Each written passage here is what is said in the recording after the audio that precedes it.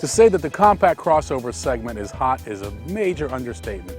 You got cars like the Honda CR-V, the Ford Escape, the Chevy Equinox, and the Toyota RAV4, just to name a few.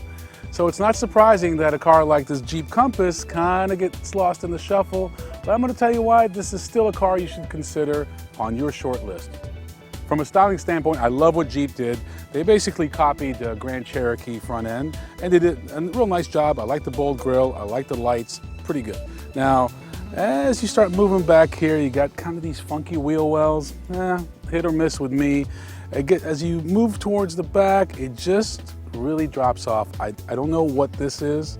It just kind of makes the whole car look a little incomplete. It's almost like the car stopped here and they just didn't know what to finish, and they just said, okay, let's just put some metal together with some glass. So again, styling is kind of one of those subjective things, so we'll see what you think, but my opinion is that this car just doesn't measure up to some of the better looking models like the CR-V and like the Escape. There are two 4-cylinder engine options.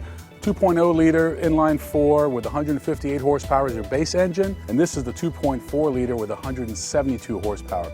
Now, the base transmission that you can only get on the Sport model or the base model is a 5-speed manual. The rest of them get the CVT. And those of you who have seen my reviews in the past know that I'm not a big fan of CVT, so go out and drive it. When you look at the competition, cars like the Escape, like the Kia Sportage, they all have a standard transmission. I don't understand why Jeep can't do the same. There are 4 trim levels for the Jeep Compass. Start with the Sport, which is your base model. Move up to the Latitude, then we have a Limited and a Limited 70th anniversary. Front-wheel drive is standard and all-wheel drive is optional. As mentioned, this is a really competitive segment. There are some heavyweights in this segment like the CR-V, like the Escape, Equinox. The list goes on and on and on.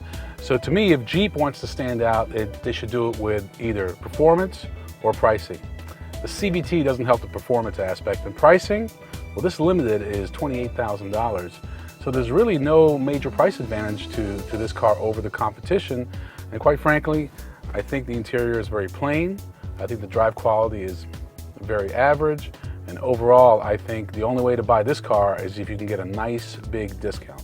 So there you have it, the redesigned Jeep Compass, a huge improvement from the outgoing model, but unfortunately it still falls short of the competition. It just doesn't manage to capture the same essence that its older brother, the Grand Cherokee, does in its respective segment.